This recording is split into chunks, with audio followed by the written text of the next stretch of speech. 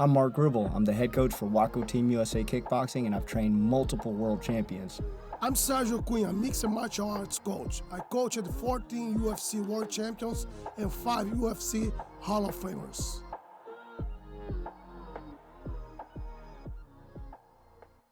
What's up, guys? We're here at a special edition of the Double Jab podcast. I'm here with my good friend Scott Usry. Scott and I have been kickboxing together for over 2 decades. He's a good friend of mine from high school, but now he's a police officer. And with everything going on in our world right now, I kind of wanted to just sit down and have a conversation with Scott and, just try to get what's going on in his mind, give him feedback what's going on in our mind out here, and then we have Sergio here too. We're just gonna have a conversation. There's really no agendas today. We just want to put out what's on our mind. So, Scott, welcome, brother. Well, thank y'all guys for having me. It's honestly a pleasure that y'all guys called me. Just a little bit about myself, man. So, currently I am an active law enforcement officer here in the state of Georgia. I'm a corporal for one of the local police departments here in Jefferson County. I still work as a part-time officer there. Full-time, I run a training company over in Barnwell, South Carolina called the Government Training Institute. We train everyone from the civilian that doesn't want to pick up a weapon, just want unarmed combat, all the way up through special forces guys and everybody in between. So we do a lot of civilian, law enforcement, and military training of all aspects. I've been a cop now going on my 23rd year, so 22 years active in law enforcement. 19 years of them have been on a SWAT team or in some kind of SWAT capacity. For the state of Georgia, I currently hold instructor certificates and a general instructor certificate. I'm a senior law enforcement instructor. I'm the lead DFAC instructor for the Augusta Tech Police Academy. I teach use of force. I'm a use of force investigator. So a lot of stuff going on in today's world I'm really privy to as part of my training and what I do on a daily basis. So should be a good conversation. Yeah, man. So on the use of force, obviously we have this huge thing going on right now, a lot of chaos in our country, and with George Floyd, in my opinion, basically being murdered on camera. I mean, it stirred up a lot of raw emotion, and from a police officer's perspective, what was the force that guy used justified? Well, so speaking of the George Floyd thing, first of all, condolences to his family and the families of everybody that's been touched by any of this madness that's been going on. From the video that we've seen, which is starting from the takedown beside the car and them putting handcuffs on, from that point on is the only thing I can really speak on. So speaking in terms of use of force, so the goal of any use of force is control of the subject, right. Control and custody. One thing we have to remember when we're talking about use of force and controlling people is just because we put them in handcuffs doesn't necessarily mean they're under control. All right. What it means is that they're subdued, they're in handcuffs, they're in custody, but they still could be a danger to somebody else or themselves. What do I mean by that? Well, if they're allowed to sit in the back of a patrol car or unsupervised and they're in handcuffs and they want to decide to get up and jump down and land on their face, there's nothing to catch them. So they can be a danger to themselves. So you still have a bit of control that you have to use once people are handcuffed. But going back to the video, so from a use of force investigator's perspective and from a person who teaches use of force and defensive tactics to our local law enforcement guys, I can tell you in my personal experience and how I've always done it, once we have somebody subdued on the ground in handcuffs, common procedure is to get your weight off of them, get them set up in a recovery position, whether it's either on their side so their lungs can expand and contract normally, or to a seated position where we can properly monitor people. People have all sorts of other things going on sometimes. Sometimes when we deal with people, they could be jacked up on drugs, or they could have pre-existing medical conditions or heart conditions or all sorts of other things going on that the fight or the affray that we just went through could agitate, whether it's illegal drugs or whether it's a prescription medication or whether it's a condition they might not even knew they had. Once we put our hands on someone, as a law enforcement guy, their safety is our primary responsibility. A lot of people will say getting into law enforcement that we're not here to babysit people, and that's absolutely false.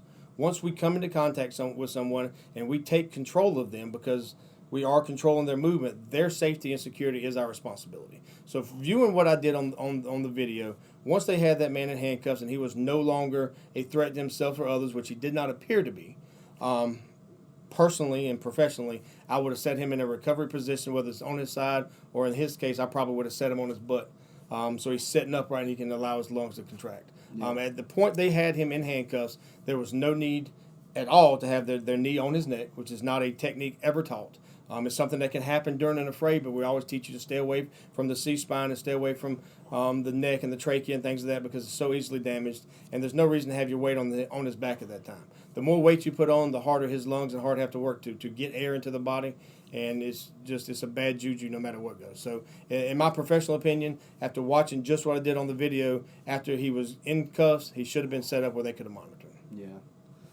So a lot of the talk has been about the knee on his neck, and one of the things that I noticed as well, you don't see it in the video that's real popular out there, where you just see him like behind the bumper of the car with the knee on his neck.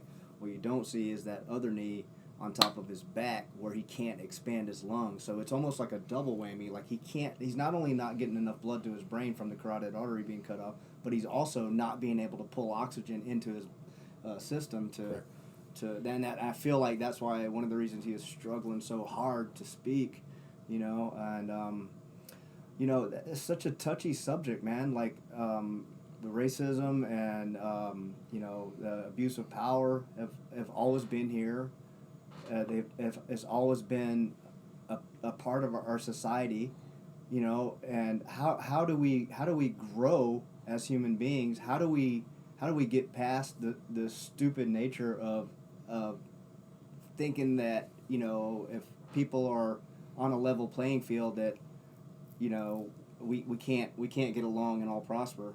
Well, the first thing we got to understand is as humans and as friends and as people that have to coexist in a world is that, number one, it's okay to disagree about stuff. For sure. I mean, it's okay to disagree about stuff. I mean, you might like the color blue, I might like the color red. Sergio might like the color black, and none of us like the other colors. Well, that's cool. We just won't wear that color or won't do whatever. I mean, it's not that big of a deal. We can agree to disagree on things. So number one, we have to be able to understand that the disagreements happen. It's like a relationship with your wife or your girlfriend or something. Y'all going to have disagreements. It's part of a relationship. It's going to happen. But that doesn't mean that we hate each other. We're not friends. And the next thing we got to do is we really got to stop trying to put ourselves in people's shoes. And what I mean by that is this. I cannot tell you how it feels to be a black man. I'm not. I'm a white guy. Yeah. I can relate on other issues that doesn't have to deal with racial profiling or racial stereotypes because I don't have to deal with that. Now, I have friends that do. I have friends that have experienced racial profiling and that have experienced, racial tensions and racism and things of that nature. And one of the best examples I can give you is my own nieces and nephews. So my sister, who's obviously a white female, has got, 2 sons and a daughter, all of which are of mixed descent. Now, the biggest thing about them, if you look at my nieces and nephews, they don't look like they're mixed.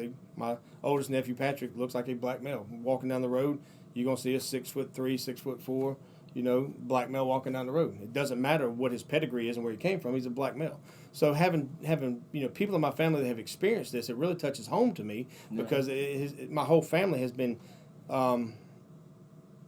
touched by this thing. So the biggest part of it is we have to stop trying to relate to what it feels like to be somebody else and just understand that we need to start trying to be a good person to everybody.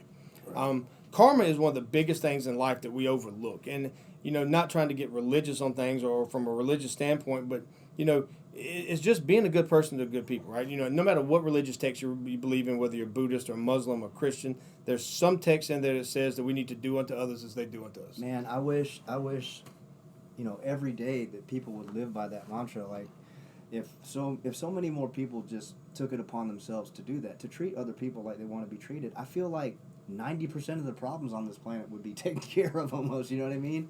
Exactly, man. It's like, look, man, I can't tell you how it feels to be Asian. I can't tell you how it feels to be Brazilian. I can tell you how I feel to live the way I do, but having conversations like this helps perpetuate that freedom of information and that free flow of information that it sees that no matter what we're dealing with in life, there are certain aspects of life that we deal with as in common. Yeah.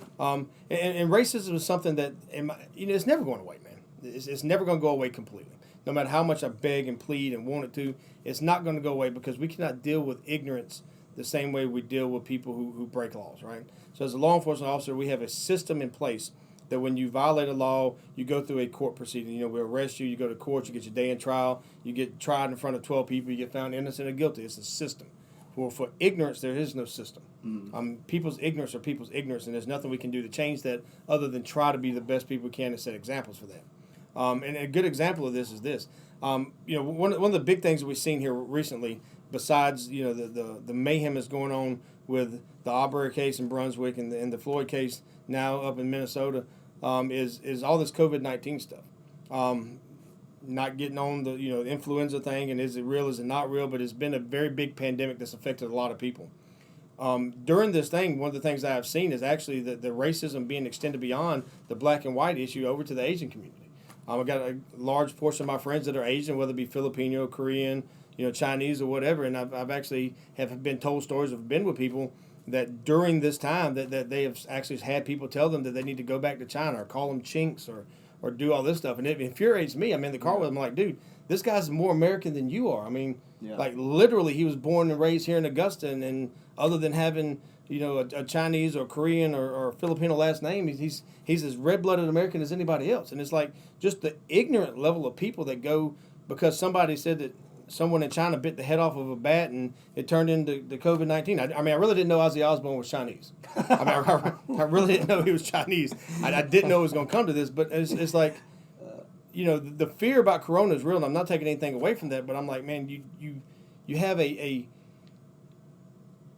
Asian disease named after a Mexican beer that is causing riot all over the country, and the only thing you can think is calling somebody a chink and telling them to go back to China. How does that benefit anybody? That's how I became a martial artist, was through racism. Somebody wanted to fight me because I was Chinese. You're a freaking moron, by the way. And you know what is crazy about that too? Anyway, and when you, that racist guy or girl, whatever, when you feel like you want to eat something different, you go to have a Thai food. You go to have a Japanese sushi, right? You're not racist. But who make this food for you? Oh, but it's good. Right? It's good. Exactly. Who make the food? You know, I come from a country, Brazil is a mixed country. You know, in Brazil, we have racism, of course. But I don't know. If you put to me a white guy, a black guy, a yellow guy, and an Asian guy, and a brown guy like me, for me, everybody's Brazilian. You know, everybody's Brazilian. Now, if the black guy is like a executive, if the white guy is the guy who collected the trash, if the yellow guy is the guy who is an engineer, for us doesn't matter, because this job gotta be done for somebody. Right. And we come along with a good community because we need each other. Mm-hmm. You know, no reason for violence against color. You want to be violent? This is my advice. You want to be violent? Join a martial arts school, right? Train, get really good, and go for tournaments to fight against somebody prepared. Then you can put out all those violence. In a positive manner. Exactly. I was violent. I started to learn martial arts for self-defense, for revenge. A gang beat me up. I want to beat up that gang. Right? But in the end of the day, so listen, that's why I started this? No. You know, from 13 years old until 20 years old, my life changed because of the sport. You know, because be violent inside a ring or a cage to become champion, and later on to make money, and later on to get a good position as a fighter and as a coach, you know, and do what's right. Inside the gym is all colors of people. Yeah. You know, I want to get better. In 93, I want to get better little bit my Muay Thai.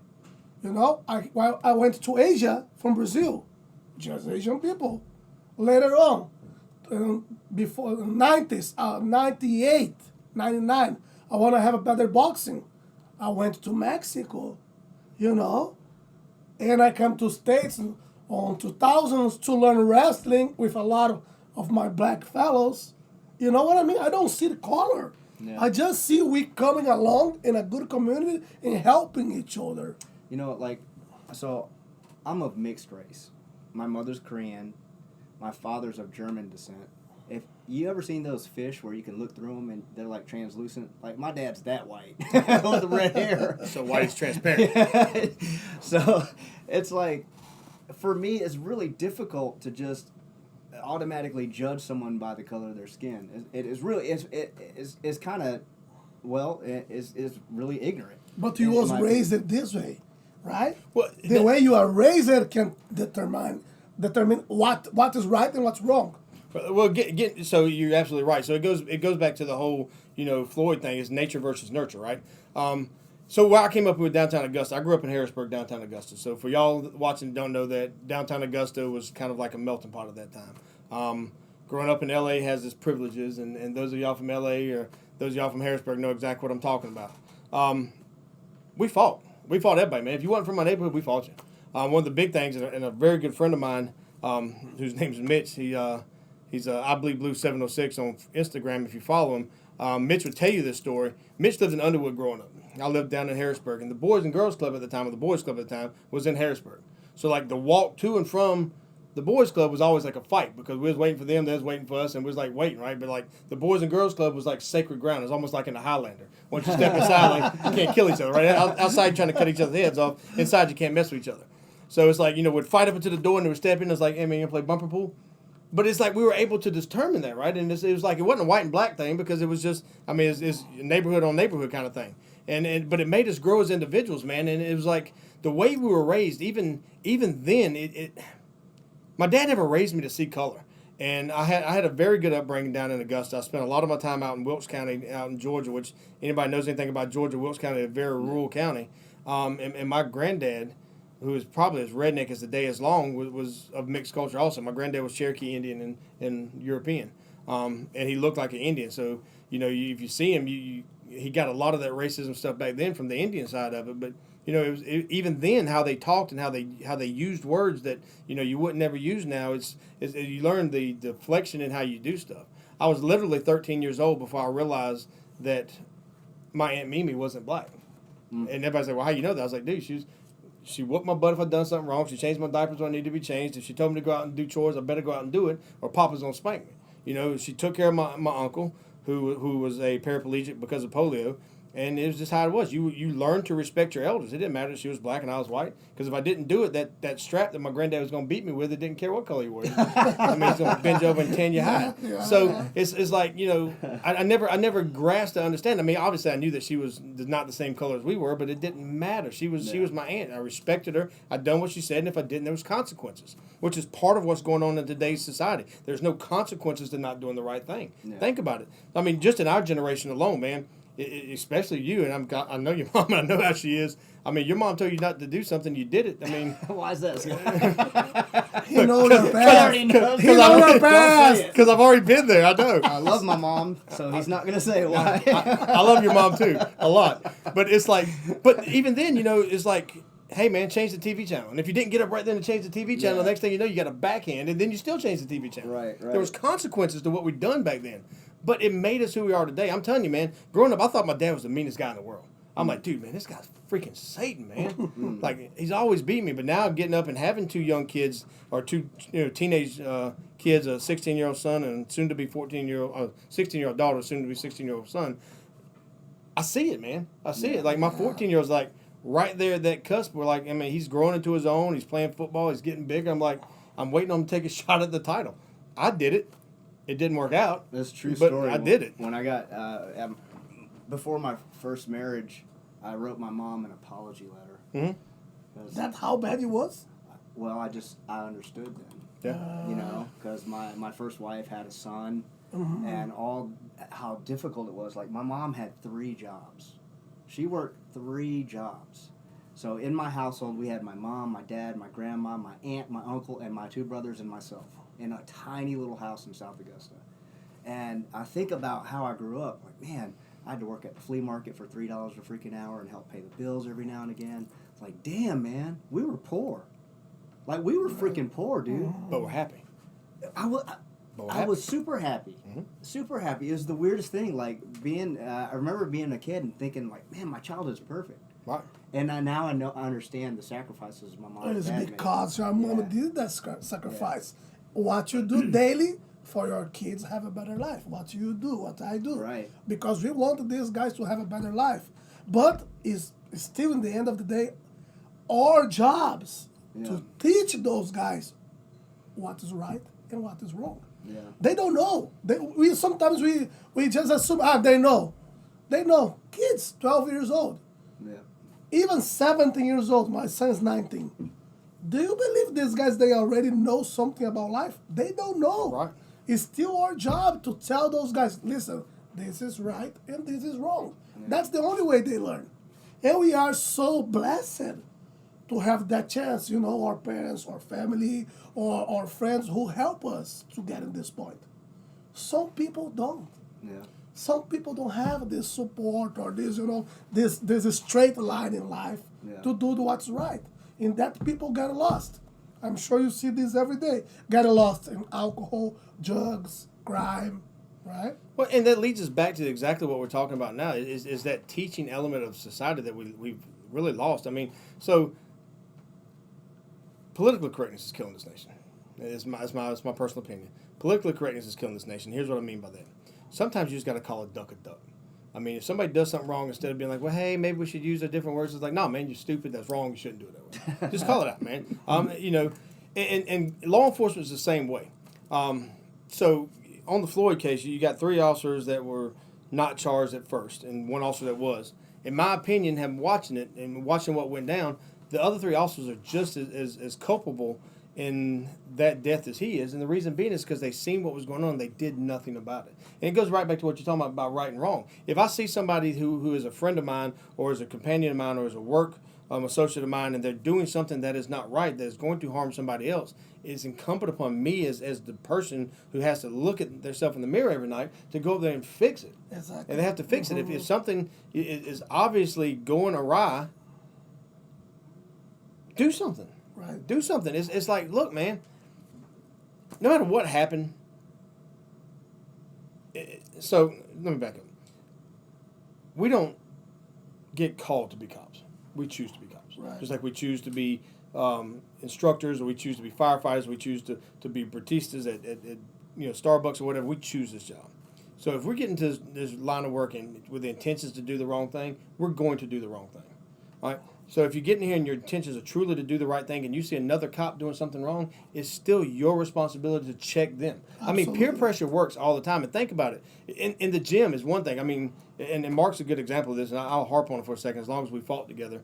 I mean, there's been many times we're in the gyms like, I'm just not into it, dude. We got fights coming up or whatever the case is, and I'm like, I'm just going through the motions. I'm sandbagging like a son of a gun. I'm just going through the motions so nobody sees me. I'm working hard when Sensei Carlson was watching us. I'm not when he's not watching us, but he's right behind me. He's like, hey, fat ass. Get your ass in gear. Do what you got to do. I've never called him a fat ass because Scott had really heavy hands, but I may have used some other words. I was paraphrasing. It's something to that effect. But, he called me out when I needed to be called out. Exactly. And my fight record will show that. In the middle of a fight when you gas and you look down and you got these guys sitting beside the ring and they're yelling at you and they're screaming at you and you know that, you can put that one time in your mind with like, man, I knew I shouldn't have sandbagged this time and it got on to me. If I don't pick it up, we're going to get back to the locker room and I'm never going to hear the end of this. Or I'm going to get back in the gym Monday and he's going to run me to death. It's like... Forever. Right, forever. You do that for your friends. You do that for your coworkers because it's the right thing to do. You do that as a coach because it's the right thing to do. Look out for your fighters. It's no different out on the street. Yeah, there's a bunch of backlash and people hear about the thin blue line and the blue code of silence and all this nonsense that goes out there. And we are a family in law enforcement. Just like we're a family in the fight community, we're a family in the tactical community, we're a family in being a Pratista. I mean, no matter where you work, you're going to get that family bond. But that whole blue code of silence that everybody talks about is ridiculous, man. If something that you're doing or something that you allow your friend to do is going to harm the entire blue line, why let them do it? Because let's face it, man, there's 3 type people that become cops. And you can use this for pretty much any line of public service, but we're talking about cops. There's 3 type people that become cops. You got the legacy guys who's the grandparents and the mom and dad and the aunts and uncles, they're all cops, and they get pushed into this line of work because that's what their family does. You got guys that may have gotten into a little trouble, might have been a little thuggish out there in the streets growing up, didn't necessarily do anything too bad, but, wasn't necessarily a law-abiding citizen at the time either, that a cop actually intervened and helped them out. And then you got your guys that are like picked on and given swirlies and crap all their whole life. Well, when you get into it, 2 or 3 of them are going to make really, really good cops, right? You're going to have your legacy guys that are going to be supervisors pretty soon because it's in their blood. You got guys that are going to be your good street-level cops, and, narcs, uniform patrol guys, investigators, whatever, that know because they lived it and they might have done it. And then you got your guys that you see on the news all the time because they wanted that authoritative figure to come out, so now people are going to do what I tell them to do because I got the badge. Right. And them are the guys we constantly have to fight against. Man, peer pressure in this line of work is what's missing. I mean, if I'm doing something wrong, I need to be called out about it. And if I see somebody else doing something wrong, I need to call them out about it. Mm-hmm. But the things that people don't see is how one bad decision can affect people's lives until somebody dies. Right. Do you think that the fear of backlash holds cops back sometimes from speaking up? I do, and I blame them at the same time. I do believe it holds people back, but I also blame them because, let's face it, man, we got into this line of work to serve and protect or to help people out. That's what you ask any cop out there, man. Nobody tells you I got into this line of work because I get to drive cars really fast and I get to carry cool stuff. Yeah. Now, they all think it. Every single one of them's like, hey, man, I get to drive really fast, but you get to do cool stuff.